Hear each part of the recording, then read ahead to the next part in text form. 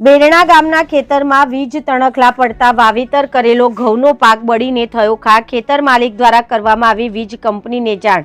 રાજ્યમાં હાલમાં હોળી અને ધૂળેટીના તહેવાર બાદ ગરમીએ પણ પોતાનું આગમન શરૂ કર્યું છે, ત્યારે આવી ગરમીમાં વાવેતર કરેલા ઘઉંના પાકનું કપાત થઈ રહ્યું છે। ત્યારે આવો વાવેતર કરેલા પાક પર અચાનક વીજળી કે આગ લાગતા આ વાવેતર કરેલો પાક બળીને ખાક થઈ જવા પામે છે। પ્રાપ્ત માહિતી મુજબ હિંમતનગર તાલુકામાં આવેલા બેરણા ગામમાં તારીખ 12 માર્ચને ગુરુવારના રોજ બપોરના સમયે ગામના ખેતર માલિક સાગર નટવરભાઈ પટેલના ખેતરમાં અચાનક વીજ તણખલા પડવાના કારણે વાવેતર કરેલા ઘઉંના ઊભા પાકમાં આગ લાગી હતી। આગ એટલી હદે લાગી હતી કે આ વાવેતર કરવામાં આવેલો ઘઉંનો ઊભો પાક બળીને ખાક થઈ ગયો હતો।